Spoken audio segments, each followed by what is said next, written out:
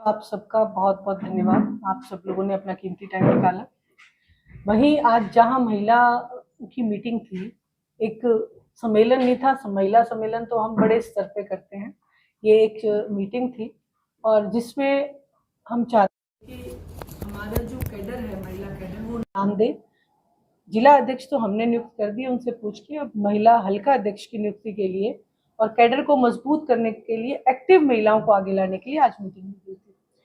उसी संज्ञान में वहीं एक बहुत जरूरी जो बात है राजनीति को लेके, आज जो चौधरी देवीलाल जी कहा करते थे कि लोक लाज से चलता है, तो आज ना तो लोक राज है और ना ही लोक लाज रही है।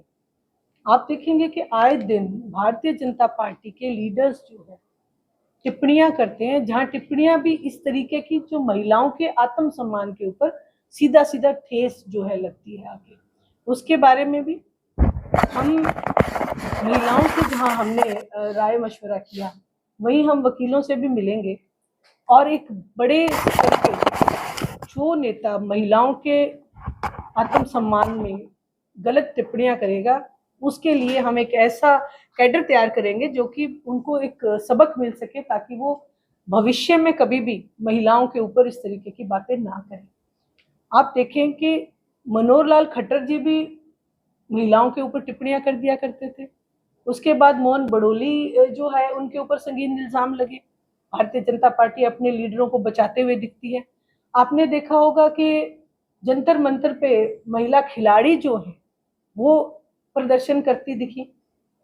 एक महिला कोच सरेआम एक भारतीय जनता पार्टी के लीडर ने उनसे अभद्र व्यवहार किया, और लेकिन वो आज तक उसके ऊपर कोई कार्रवाई नहीं हुई।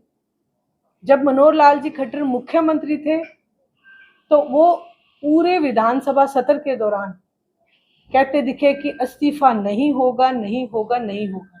इससे भारतीय जनता पार्टी की मानसिकता महिलाओं के प्रति जो है उजागर हो चुकी। आज फिर से उनके राज्यसभा सांसद जांगड़ा जो है, रामचंद्र जांगड़ा, उन्होंने फिर बयान दे दिया कि जो विनय नरवाल, जिसको आतंकियों ने अपनी गोली का निशाना बनाया, 6 दिन शादी के हुए, उस महिला के ऊपर मतलब इतनी असंवेदनशीलता से उन्होंने जिस तरीके से बयानबाजी की कि उनमें हिम्मत की कमी थी और उनमें प्रशिक्षण की कमी थी, तो ये एक बहुत जो है शर्मनाक बयान था। और वो भी हमारी बेटी है, कोई किसी का सुहाग ना उजड़े। वो एक बार इस विषय का, इस चर्चा को अपनी पत्नी से कर लेते, अपनी बेटी से कर लेते, अपने बेटे की बहू से कर लेते कि जब किसी का सुहाग उजड़ता है तो उसके दिल पे क्या बीतती है। तो मैं ये मानती हूँ कि या तो भारतीय जनता पार्टी उनको निष्कासित करे, या वो पूरे एक मंच पे पूरी दुनिया के सामने विनय नरवाल की जो बेवा, जो बेटी है, उससे पांव पकड़ के माफी मांगे। हर महिला के सम्मान में माफी मांगे, या फिर अपने पद से इस्तीफा दे। और अगर वो ये काम नहीं करते हैं, ऐसे काम नहीं चलेगा कि मीडिया के सामने आए, स्टेज पे कुछ बोले, मीडिया के सामने आके मैं माफी मांगता हूँ। जब तक वो पूर्ण रूप से पांव पकड़ के माफी नहीं मांगते, तब तक हरियाणा प्रदेश की महिलाएं, इंडियन नेशनल लोकदल की इकाई उन्हें कभी माफ नहीं करेगी। आज हम सिर्फ इसकी प्रार्थना सरकार से कर रहे हैं। और रेणु भाटिया, जो कि महिला आयोग की सबसे बड़ी सदस्य हैं, उनसे मैं ये प्रार्थना करूंगी कि महिलाओं के संज्ञान में वो हमेशा, मैंने देखा है कि वो हमेशा बयान देते हैं और कहती है महिला सुरक्षा के लिए मैं खड़ी हूँ। तो आज हम इंडियन नेशनल लोकदल की महिलाएं इनसे इस बात की गुजारिश करते हैं कि वो रामचंद्र जांगड़ा से सार्वजनिक रूप से माफी मंगवाए, नहीं तो फिर इंडियन नेशनल लोकदल की इकाई सड़कों पे आके महिला इकाई जो है उनके खिलाफ प्रदर्शन करे। पिछले दिनों जल संकट पैदा हुआ, हालांकि उसके बाद से भाखड़ा का जो पानी है वो हरियाणा को दे दिया गया, लेकिन कहीं ना कहीं जीडीपी के लीडर हैं दिग्विजय चौटाला, उनका साफ तौर पर कहना है कि इनेलो ने जो विरोध का जो कोल किया था वो बेवजह था, क्योंकि शेड्यूल के हिसाब से पानी मिलना ही था। और अभय सिंह चौटाला को भी तंत्र था कि अभय सिंह चौटाला जी कहते हैं कि पानी को रोकने के लिए रास्ते रोक देंगे, कभी रास्ते रुकते नहीं है। देखिए, मैं आपको याद कराना चाहूंगी, इसी पार्टी के लीडर ने कहा था कि जो कानून बन जाते हैं वो कभी वापस नहीं होते। वो भी अभय सिंह जी चौटाला का इस्तीफा था, हरियाणा प्रदेश के किसानों का संघर्ष था कि 3 काले कानून वापस भी हुए और प्रधानमंत्री ने माफी भी मांगी। तो मैं यही कहूंगी कि ये जो चैप्टर क्लोज हो चुका है जेजेपी का, और सिर्फ मीडिया में बने रहने के लिए आप सबके सामने ऐसे बयान आते हैं। आप मुद्दे की बात करें, आज जनता जो है महंगाई से परेशान है, बेरोजगारी से परेशान है। हमारे पास ये मुद्दे होने चाहिए। कौन क्या कहता है, क्या करता है, इसका हमारे पास, मुझे नहीं लगता कि हमें ये मुद्दा कभी भी उठाना चाहिए। मैम, आपको एक बड़ी जिम्मेवारी दी है महिलाओं के लेकर, आपने बात की तो पूरे हरियाणा में आपकी तरफ से क्या कुछ रहेगा महिलाओं के लिए? देखिए, महिला शक्ति हो, क्योंकि अभी हम सत्ता में तो नहीं है, लेकिन संघर्ष में हम हैं। महिला शक्ति को जहां भी संघर्ष के लिए जरूरत होगी, इंडियन नेशनल लोकदल की इकाई वहां खड़ी मिलेगी। जैसा कि अभी आपने देखा कि जो हमारी मीटिंग थी, जिला अध्यक्ष जो है जसवीर जस्सा जी, उन्होंने बड़े सार्वजनिक रूप से कहा कि मेरा नंबर आप लेके जाएं, कहीं पे भी किसी मदद की जरूरत हो तो इंडियन नेशनल लोकदल पार्टी आपको वहां पे खड़ी मिलेगी। तो मैं ये मानती हूँ कि इंडियन नेशनल लोकदल वो पार्टी है जो न केवल महिला बल्कि हर वर्ग को आगे लाने के लिए हमेशा संघर्ष करती है और करती रहेगी। महिलाओं के लिए मेरा एक जो मैं पर्सनल जो करना चाहती हूँ कि जो गांव ग्रामीण अंचल में जो महिलाएं हैं वो राजनीतिक स्टेज पे आए, अपनी दुख दुविधा, अपनी समस्या को बताएं, ताकि उसका निवारण हम सरकार से कह के या फिर संघर्ष करके कर सके। जैसे कि आपने देखा होगा कि पिछले 5 साल तक आंगनवाड़ी की महिलाएं गुहार लगाते रहे, अभय सिंह जी ने उनकी आवाज विधानसभा में उठाई। आशा वर्कर जो है अभी तक प्रयासरत है इस मामले में, तो उनकी आवाज भी अभय सिंह जी चौटाला ने उठाई। हम भी अपने पार्टी लीडर से, जो 2 एमएलए हमारे हैं, उनको यही कहते हैं कि महिलाओं की आवाज को बुलंद रखें।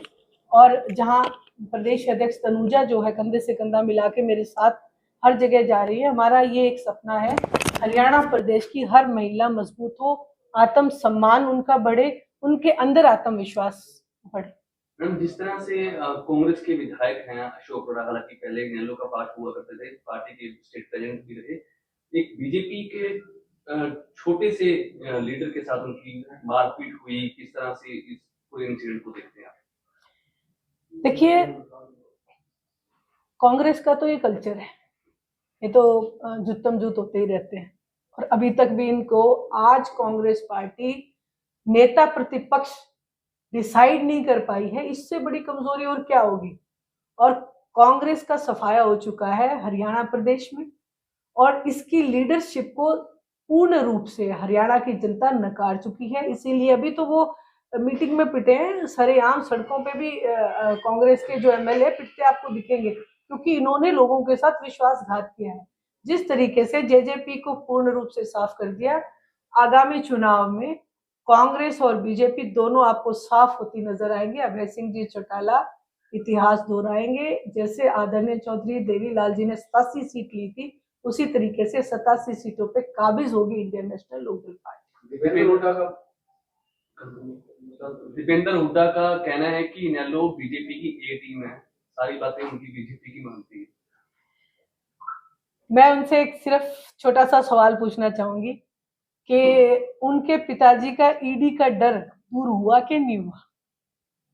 70 टिकटें बांटी भूपेंद्र सिंह हुड्डा ने, और उसके बावजूद भी सरकार नहीं बना पाए।